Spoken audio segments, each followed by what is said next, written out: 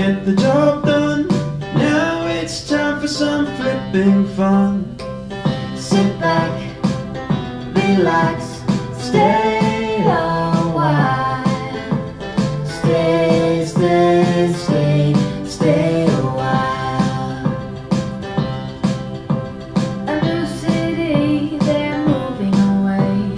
Space to organize, where else would they stay? Look at comfy couches, legs can fit, and a full kitchen, that's legit. Sit back, relax, stay a while. Stay, stay, stay, stay a while.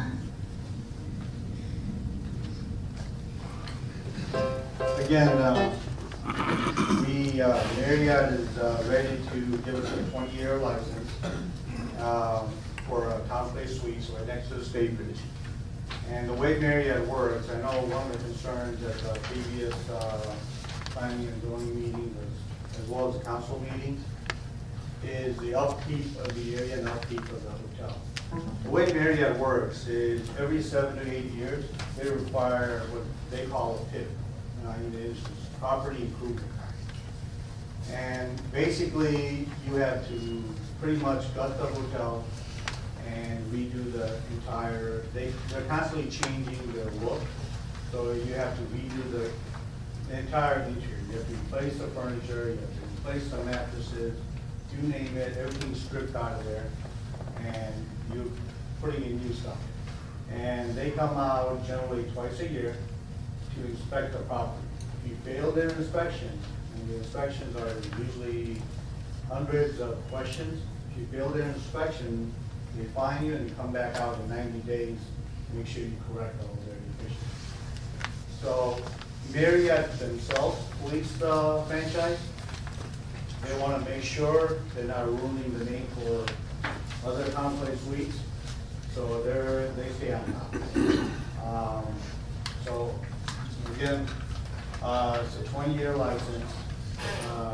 You'll be in an area where there's no residential next to it. It'll be basically right down Hotel Alley. Thank you. Thank you. Council, any questions? I have a couple of them. Jennifer, maybe you could help me. I have two in the agenda that was online. Two that look sort of like they're supposed to be similar. I don't see anything on the top of each to designate which one was maybe the old and which one is the new. Both of them say amend Chapter 93 zoning, code of ordinances, extended stay hotels, yakety yakety yak, and some of it's very similar. And I get to a part on, let's see, most of this looks the same until you get to, there's one that seems like I mentioned this months ago. It says you can have a grill in a room, which I thought was going to be struck years ago, unless this is the one that is struck. What I have says grill too. Yeah, so, and then also, The track changes and I might not have gotten the one. ordinance, Grill needs to come out, we just missed it. Well, and then when I get to number 8, section C, well, number 8 in itself has numbers A through M as things that are, look like it's a 47-inch TV, coffee, breakfast bar. Now, is that what the new one is supposed to be? Yes, and they've agreed to all of those standards. Okay, because down in number C, it says Well, Diane, where are you? I'm sorry, I'm trying to follow along. 8, and then it's got enumerated several items from letter A through M. Okay. And then in C, the next one down, number 8C, Yeah. in this one, which is, I guess, the new one, it says, the operation of an extended stay hotel within the city shall not exceed 5.3 parenthetic 35. Okay. What does that mean? I want to have Bill come forward and share with you what the proper items are. There were some track changes, and the Well- word grill got missed, but everything else, I think he can Well, clear it up. unless it's 35 units, which is what this says in C. It should be 100. we're allowing 100 extended stay hotels? No. I think it was we're going to have 5 or 3, and I think you just didn't Yeah, put the R in there. It's 3. Well, okay, then I would propose, well, go ahead and talk, because I'm gonna say we need to have one that's really correct. Well, we're at first reading. Your first, Okay, all right, so tell me what it's supposed to be. This is 8C. Give the line number, Bill. 8C, that's been struck on my copy of the ordinance. So everything, guest room amenities, the guest room amenities, Is it on, is it green? guest room amenities, There we go. Yep. A through M, have been redlined to strike that. Okay, So 47 inches out, all of it, premium fixtures, upscale lighting. In lieu of that, there's a Smith Travel Research, which categorizes hotels by like luxury market. And the proposed ordinance reads, guest room amenities shall be consistent with or exceed an upscale market class as defined by Smith Travel Research. And that will encompass all of those standards. Those but they're standards not are- enumerated. No, because they're enumerated in Smith Travel Research. This is So what planning can we commission- get a Smith Travel Research documents that shows what those amenities would be? Exactly. Yes, we can get that. Yes. Okay, it will be in the ordinance. No. Well, it's by Referenced reference. in the ordinance. Okay, The planning commission felt that just referencing the standards would be adequate, and we do have a copy, and we can get you a copy before second reading. Yeah, and the reason I think the planning commission did that is because the standards changed and they wanted to follow the reference instead of having to rewrite it over. right, okay. The only thing, and I'm not sure where this should go, that I think should be also included is that every year we make sure those standards are still under the same name and everything. That needs to go somewhere, so just in case they change their name down the road, that we can adjust this to make adjustments for that. The Smith Travel, Yes. Okay. It's been around a long time, probably not, but sometimes Yeah. I've heard, and if they change their name, we need to be sure we're always referencing the right one. Yeah, we understand it's been around at least 50 years, but that's a good point. If they change their name, it would be, should be included by reference. So to clear up the number is 3. Well, this document, I don't have one that was redlined or lined or listed by line number, but I have 2 that were very similar, one that had 35, and this one that I said does not exceed 3. So this is the document, I think that you're saying is the one that is supposed to be in play. Yes, Okay. I printed them from an email I received from the city attorney's office. I assume this one is the final ordinance, and all the strikeouts is the red line. Okay, so maybe I can get that sometime, okay, before the next reading. Yes. Get them out tomorrow, please. Just to read from line 156, maximum number of occupation tax certificates available. Number of certificates of occupancy allowed at one time for the operation of an extended stay hotel within the city shall not exceed 3. And the existing 2 are identified by parcel number. There's been a variety of revisions over the months that we've worked on this ordinance. And what we come down with now as proposed, the future development map identifies high-intensity mixed use, and that was used as a guide for location, potential location for this type of hotel. There are underlying zoning categories that were initially proposed. One that was the UV is no longer in play. As proposed tonight, the C2 zoning and the RMU zoning will be the only underlying zoning districts that would allow an extended stay hotel, and there's a provision in there that prevents the extended stay hotel from being developed on the lot like any area occupied, planned, or zoned for residential use only. So there would never be abutting a residential lot. The CR zone, you may recall, allowed extended stay hotels on 5 acres, and I did take a look at the planning commission meeting at all of the original text in the ordinance, and I had to answer questions. So the CR zone would not allow extended stay hotels, nor would the UV, only the C2 and RMU, residential mixed use, and general commercial. So it's kind of a complicated ordinance. A a lot of references to all of those zoning categories, underlying zoning categories. Are there any questions, specific questions that you've answered? About the zoning? About the ordinance? Well, and again, we've had, and I have 2 documents, and we've had something go back and forth, and I think you told me that whatever I have that is, I think, supposed to be the good one, that it says total floor area not to exceed 480 square feet. We didn't go to 400 on that? You went to 400 on that. It's not on this one. What? I have one just not less than 400. So I guess I'm just not gonna say anything else till I see whatever our Yeah, final well- thing is. William, can you make sure council gets the Yes. proper, This is the one. the final, because the link is not going to the red line version.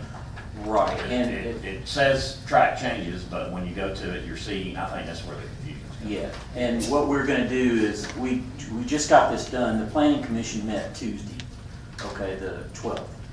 And so by the time we got it in your packet, we felt like, okay, we could show you the ordinance, and then the track changes. And what we'll do when we put out the next one for the second and final reading is we'll put out one of our infamous charts. So you can cross-reference it, we'll have a clean copy, and then that will be less confusion. If I could just comment on the 480. Steve Fincher and I worked probably in the late 90s on standards for extended stay hotels, trying to raise the bar. One of the ways of doing that was to assign a minimum floor area, which was 480 square feet. That was as recently as the change to allow hotels in the RMU, which was within the past 18 months, still in there at 480. The ordinance before you tonight, it has been for quite some time. Very many iterations of this ordinance is at 400 square feet. And the thinking is that's an adequate size. It's larger than most hotel rooms. Okay. I just want to see the product, you know, more closer, sooner than 2 days before we have to make a decision. So as soon as you can get that red line working, that I can see it and it can go on the website, that would be great. You got it? So I don't care about cross-referencing all that stuff, I just want to know what the real thing is. No, I'm seriously, I mean, I just want to throw this over my head. Can we get it soon, and can we put it online and also get it out so that people don't think, you know, we're all saying different things because it says different things. So, I mean, it'll go on the website as well? It will. Okay. So one of my questions that I have is enforcing these rules. Like, let's just take one of them, for instance, a 3-star. So the hotel is for 20 years, and then if they decide to leave, and if it doesn't turn into a 3-star, what is the enforcement mechanism that goes into effect to make sure they stop and cease? I hope it's on your line 168. I don't have anything I on don't have anything lines. lines. Line numbers. You can read it to me though. Go ahead and read it, Bill. Penalties for non-compliance. An extended stay hotel that fails to meet the requirements of the above section, subsections A through D, is prohibited from offering cooking facilities in more than 20% of its total units. Further, any extended stay hotel that fails to meet the requirements of this section shall be subject to citation for each day of non-compliance. Each day of non-compliance shall constitute a separate offense, punishable by a separate citation. We believe that will get people's attention. Okay, so basically, if it's a 2-star, then for every day that it's a 2-star, or it's breaking one of these rules, you can write them a ticket for code enforcement. Per run. Correct? Per, like 100 tickets I thought you said per run. per day. Per day. Per day. Per day. Well, if they're renting 100 rooms, they're renting more money than the fine. But how much is a fine, Rick, for something like that? Well, I would assume the standard would be about $150. A day? Not very much. Unless it's said in the ordinance, it would be at the discretion of the judge. Correct. Could be up to $1,000 a day. Yeah, I think 150, you know, if I'm a business owner, I can spend $150 a day to keep this open as a 2-star and just breaking all the rules. It'll be up to the discretion of the city court judge. Now, you can set it, if you want to set it at $1,000, you can set it at $1,000. Can we set it at 1,000? Set it I at would like to. 50% of their income. Set it at like 50% of a daily rate of income. I don't know if we can do that. We have statutory. Certain state limitations, I Statutory think. limitation, 1,000. Only the 1,000, yeah. I would like to go to 1,000, so make sure we have teeth in this. It's just me. Put it in. We'll add it for the second read. Cool. All right. All right, any other comments or questions, council? All right, thanks, Bill. Welcome. Next item is first reading of ordinance 2016-19, zoning map ordinance amendment. Currently, two sections exist in the city's code of ordinances that establish the city's official zoning map. Section 93-3.1-2, Article 3.1 ordinance, and Section 93-3-1.2, Article 3 ordinance. Due to the transposition of a dash and a point, the Article 3 ordinance was incorrectly inserted into the city's code of ordinances in 2007 when the city council readopted the zoning map, and the error has not been detected until recently. The Article 3.1 ordinance is the correct ordinance, and it has been amended several times since 2007. However, when the city council last readopted the zoning map on April 5th, 2016, the Article 3 ordinance was amended instead of the correct ordinance, the Article 3.1 ordinance.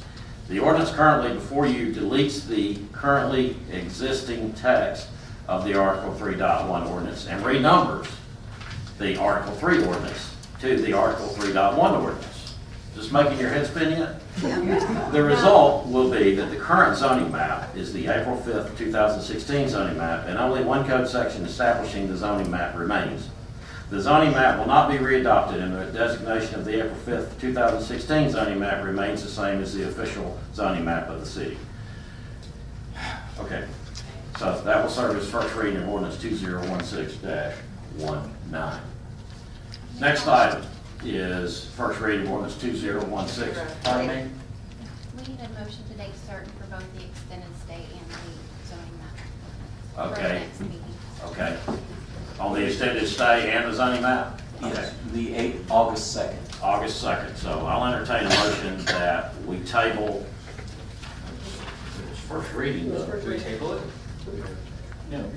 Motion to date Do we have The second reading? for the public hearing. Oh, the continuation of the public hearing. Right. Okay. Continuation of the. Entertain a motion for continuation of the public hearing for the ordinance 2016-18, the extended stay, and 2016-19, the zoning map ordinance. I so moved.